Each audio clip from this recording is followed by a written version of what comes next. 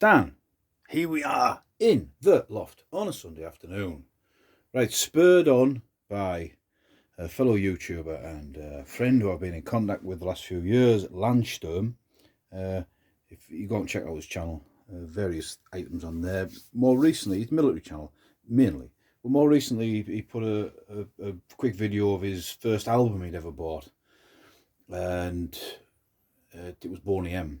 And just got me thinking, I've got most of the original LPs and stuff I had when I was a kid, from a different cultural background. So we've chatted before about, because we're a similar age, we'd say different cultural backgrounds. And I did think that there's something that's, I think it did go to America, but it's more of a British thing. Mods, the mod scene, if you like. And the mod scene is a music and fashion based. I mean, I am not an expert, and I will go as far to say I'm what you might be considered a plastic mod. I'm not a real mod. Mods would generally, even to this day, there's a lot of middle-aged guys doing it now, I would imagine. I don't know if there's any younger people into it. Ride Vespa scooters, Vespa and Lambretta scooters, adorned with all sorts of Union Jacks and aerials, and sometimes they have fox tails on the back of them, all sorts of things going on. And I never owned a Lambretta or a Vespa. I never wanted to. I'm not really a motorbike scooter type person. Probably from a safety point of view, I don't know. But I do like the music. And if you do watch my videos regularly, I'm in front of the camera. I'm often wearing a t-shirt with a roundel on the front or a Union Jack. If me and Mrs. Stan go out for a meal somewhere, I will wear, sort of like desert boots, blue jeans, a Fred Perry t-shirt, or that sort of thing. So I do a Ben Sherman shirt. I do wear the stuff, especially as I've got older. I mean, I have a friend at work who, he's what you might call a skinhead, but not in the way that a skinhead, people often just associate skinheads with like far right groups. That is, or was a thing, but initially skinheads were, I mean, I say I'm not an expert, I'm not really a real mod, I just like the music and the clothes up to a point. That the mod scene was born out of working class people in the 1960s liking the Italian way of dressing, modism, or things that looked modern. There is, I think in here, one of the albums I've got, I'll just try and get it out, Quadrophenia, and I'll just read from the back that it says, I've got the wrong glasses on, I got over there. Modism, an aphorism for clean living under difficult circumstances. So you get that in the 60s. You're either mod or a rocker, or you could be nothing. But like, they were the two big subcultures, and that spawned sort of skinhead music, which was initially influenced by the Caribbean music. I believe it wasn't anything to do with how it eventually became. If that makes sense. And I was just reading something like that. I do a bit of research about something I've been interested in. That even in the days of the mods and the rockers fighting on the beaches in Brighton, which was a thing in the 1960s, they would sort of riot against each other. Looking back, the footage always seems pretty tame by today's standards. That some of the mods were wearing braces and sort of boots, as in like skinheads ended up doing. Also, it spawned, ska music was intermingled with the way that the Caribbean guys were dressing with sharp suits, with short trousers and trilby hats. I believe that's how it came about. You've got elements of Northern Soul, which is another genre, subculture. Scooter Boys, that's the best example of Scooter Boys. If you check out Fine Young Cannibals video, Good Thing, you'll see a Scooter Boys are guys who ride scooters. They wear like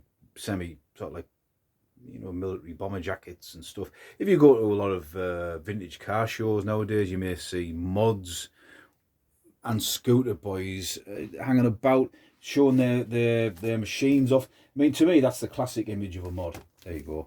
The guy in his American sort of army surplus fishtail parka and his loafers. I don't know whether, as I'm not really a real mod that goes out on the scooters and stuff, you see the way these guys, men and women, were dressing in those days. This was a film by The Who, and popularising it was an opera, a musical opera from the 1970s.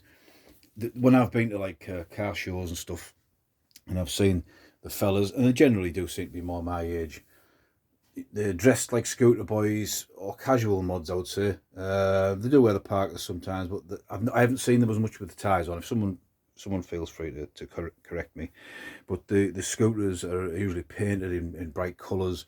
You got Union Jacks, your Roundels, pictures of the Who, etc. The Jam, and I'm gonna. So if you that's the general for someone who was not from the UK from the 1970s, the punk scene. I'm really unqualified to be talking about this, apart from the fact that I lived through it. But I was born in the late 60s, so I was too late for the punk scene, and I never really understood it, to be honest, 'cause I was a kid. Looking back, sort of understand they were just teenagers rebelling against everything and anything. That maybe teenagers don't do that so much nowadays, or maybe they rebel in different ways, but the music was very key then. After that came the new wave of the mod revival, the likes of the Jam, the Lambrettas, but also ska music, Madness, the Specials, Selector, even Bad Manners. And these things ran alongside each other till probably the early 80s, I suppose, mid 83, 84. I would imagine it sort of faded out a little bit. But it's very popular now again. Like I said, one of my friends at work, the lad he's into the ska music, but he goes to a lot of old shows where there's mod tribute bands or Jam tribute bands. So it is very intermingled and very popular again. At school, so I sort of like classed myself as a mod. I had a park and everything, but I was only 12, 13-year-old, and I probably did this until about 1983, 83, maybe 84. Maybe not that late, 'cause I went in the Army Cadets. I got jumped, in inverted commas, coming home from the Army Cadets one night, because I had the temerity we'd been doing something where we weren't required to go in uniform. So I had a shaved head because I was in the Army Cadets, a pair of Dr. Martin boots on because I was in the Army Cadets, a pair of jeans and a Fred Perry. So we all seemed to be dressing like that. We weren't trying to be skinheads or anything else. And I got jumped by some skinheads who were near my house sniffing glue. And they jumped on me and said, you think you're a skin. I was just in the Army Cadets coming home. Morons. Anyway, so yeah, it's up until I went in the Army Cadets. I thought that I was a mod. I was just a child, really, listening to the music. And this ran alongside with You Like See Your Madness, etc. I didn't particularly like that sort of music, but one song in particular always sticks in my mind was the Specials, Ghost Town. This town is becoming a ghost town. Now this music, and along with some of the stuff from the Jam. Now, when I was brought up in the industrial north, we weren't having the problems that maybe some of the inner city places around Britain were having with unemployment, because when the government changed in '79, a lot of things changed very quickly. People's lives were turned upside down, so the music reflected what was happening, or caught onto what was happening. That's probably why I did read there was a mod thing in the United States, which I wasn't aware of, but I've lived several years of my life in Australia, and it wasn't a thing out there. Definitely not. I mean, they've got a big biker culture out there, and the idea of me, if I pulled up at the local supermarket on a little scooter with the Union Jack on, I'd probably find it surrounded by 15 Harley Davidsons when I came out. I don't know. It certainly didn't appear to be a thing out there. The music as well, because the ska music and the mod music just wouldn't have had that resignation with the Australian youth. Some of the music out there, your INXS, Jimmy Barnes, Cold Chisel, it's all a different. It's a different way, because you have a different way of life. That's basically it. So that's a roundabout way of me talking crap as always. It's a non-military video, and I'm just spurred on by Landsturm, and I did promise I would try and do this video to explain it to maybe people who weren't brought up with it. So he says, put his glasses back on. If anyone is a real mod who's my age or younger, who rides around on a Vespa and think I'm talking crap, that's fair enough. I don't mind it. I do appreciate it when I do see a nice scooter, but I also like wearing the cheaper end of the clothes, like Lambretta clothing and Ben Sherman. I do wear that, and I do still like the music, even though it's there's no real new bands doing it. So to my collection. First of all, I've got these cassettes. I have got a lot of CDs as well, but I'm not going to put them on because they're just CDs, aren't they? But these, the Jam, In the City. In the City is the Modern World, all mod cons. I got these for probably me 10th or 11th birthday, my old uncle, who lives across the road from us now, he bought me them. Now, they have gone. Can you see there's some sort of corrosion? I don't know how you can fix that, if you can. I've only kept them for sentimental reasons. I think what happened, they were in like a faux leather, fake leather briefcase thing. I used to keep my car subject to damp, and I think when we buggered off to Australia for the 3 years we went out there, I think Dad left it. I think I left these in my dad's garage by mistake in the little faux leather briefcase. So it's probably just damp. Don't think there's anything you can do with it, but I'm loath to throw them out because I got them W.H. Smith's in about 1981, and my uncle bought me them, so I'm gonna keep hold of them. Just some of the some of the records here. They might spark memory for some people. So I've got this here, The Jam, Boy About Town pop art poem. So that's from like probably a magazine. You put a penny or a coin on there. It's really scratched that, to be honest. Waterloo Sunset by the Kinks. They were a sort of mod band early doors. The Stylistics. I mean, a lot of the sort of mod music for me, intertwined with Motown and stuff like that. Now, the way you don't just listen to one sort of genre of music. Might be a long video of this. Still on the stand talking as always. The Lambrettas, Run Around, they were mod revival. I've had this since I was a kid, so 1980 there. Poison Ivy was a big one for the Lambrettas. The Jam, Going Underground. Again, I mean, Going Underground, that was like, they're going underground. I mean, ignore the names on there, they're not nothing to do with me. Air bombing Water Street, Down in a Tube Station in Midnight, about getting mugged. Sort of these sort of depressing, not depressive, but reflecting maybe that, people in London, now it's more common all around the country, but at the time, Beat Surrender. I remember buying this from Leslie Brown's toy shop in Stockton High Street, and that was 1982, I think. Is that 1982? The year the Jam split up, and that's... Beat Surrender is a really good song. That's it. Then they went on to become the Paul Weller formed the Style Council, which they were okay. I wasn't too fussed on them. Jam, Beat Surrender again. I actually have to confess that I bought this recently because, as people may know, there's been a bit of a revival of it's in not bad condition of vinyl. They're bringing out new ones, but also it never went away from me. I've always, probably what I should do is. I've got like a retro little record player. It's crap. I should probably get a decent one, put it up here somewhere and play some of my music. There's one, Disguises. I quite like that one. That's a 1981. There you go. Funeral Pyre. That's another good one. Again, ignore the right now. That's a guy I bought it off. And I bought this. Whoa, let's have a look. I'm actually covering my names on there. But I wrote that the 24th of October 1982. So The Lambrettas, Another Day, Another Girl. This is one of my favourites. The Lambrettas Dance picture disc. And it is actually quite good. Nick, I've looked after this one a little bit. And on the back, there's Brighton Pier.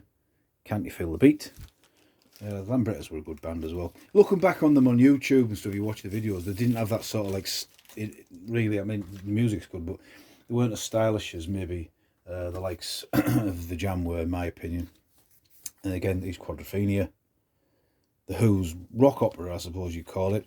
And on side 4, there's a lot of the music that mods were listening to in the 1960s. So the Crystals are on it, the Chiffons, the Cascades, etc., etc.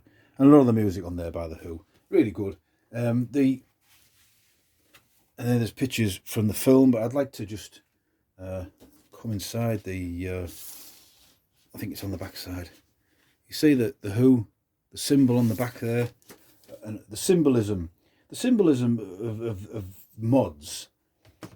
Is it patriotic? I mean, yeah. I mean, you go to, say, nowadays, if you go to you see a rally of these men and women out and about. There's a lot of Union Jacks, a lot of roundels. But I think it's more about, there you go.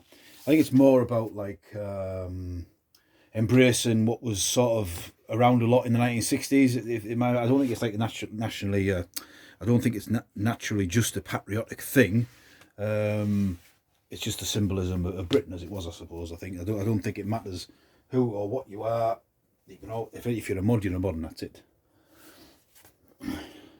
So there you go, the Setting Suns. I really like this album, and I've had this since it. See again the symbolism of the bulldog with the deck chair, and I mean, just to quantify that this isn't sort of like a really dead patriotic, in my opinion. One of the songs in here, I think it's Little Boy Soldiers.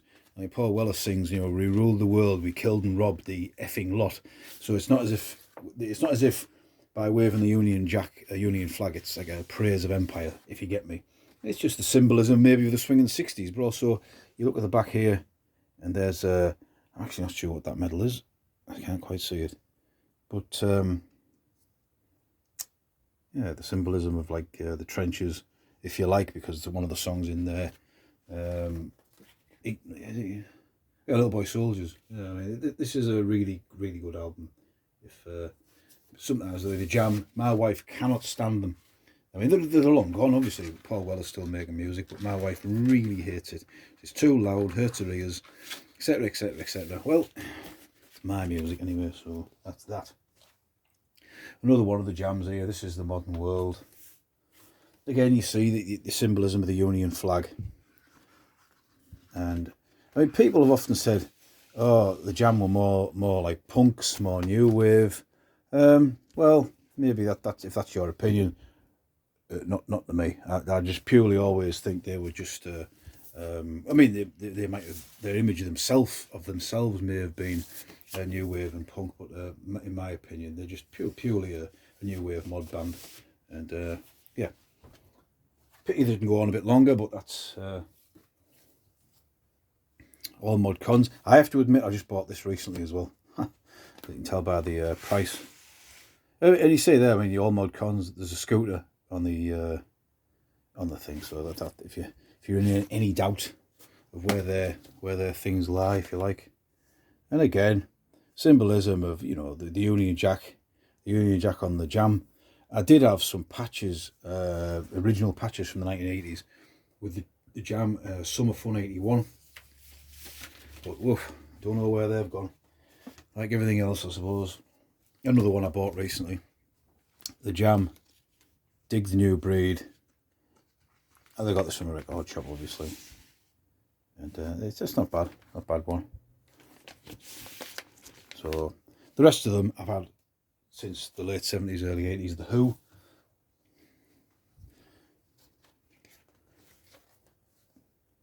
And it goes on to talk about what they're all doing, who they were, etc., etc. I don't think there's any graphics in this. No, there isn't. I mean, the Who sort of, you know, okay, they made Quadrophenia in the 70s, but they sort of went away from the mod business with this sort of more look in the 1970s, late 60s, but they're still a really good band. I really like the Who and the stuff they produced, to be honest. But I've had this since, this must be, I can't see where this was made. But I've definitely had this since I was about 11 year old. And you'll see, there you go, there's Keith Moon with the roundel there, and Elvis for everyone. Medals on their chests, you know, that sort of look. Symbolism again, you know. Yeah, quite good. And finally, this is my last record. I've had this again since I was. This is a bit of the Kinks. Yeah, they were modish in their last sort of incarnation, I think. But they say that era, some of the songs, I quite like them. Sort of maybe. Party Line. Some of the early stuff is what you might consider mod-ish. The rest of it maybe a little bit more, I don't know, hippie-ish, I suppose you'd say. So that's that. So that's me small but perfectly formed collection. I'm nearly talking 20 minutes of mod kit, and you know, I still like to wear the, you know, probably you get a bit middle aged. Maybe if you have a style or not, doesn't really make any difference. But I still do like the music. I still do like the clothes and everything. I probably wouldn't go out and buy something specifically like really expensive. I mean, the actual t-shirt, I don't know if I thought I had on it, I had it on yesterday. T-shirt I had in yesterday. I went to a proper mod shop in somewhere in Lancashire. We were away once a few years back, and I paid what I would consider a lot of money for a t-shirt, a big roundel on the front, one of many I've got, and it faded really quickly. So for me, I'm better off just going to, there's an ex-catalogue shop in town, and you can pick up Lambretta, Ben Sherman. I do have a couple of Fred Perry ones that are quite good, but I do like the look. It helps when you go on bald as well that you follow a fashion where it's okay to have like a skinhead. As well, no, not all mods have got skinheads anyway. So that's it. This is Stan with my explanation, if you like, right or wrong, of the mod sort of scene and the little bit of collection of music that I've got. So this is Stan, and I'll see you.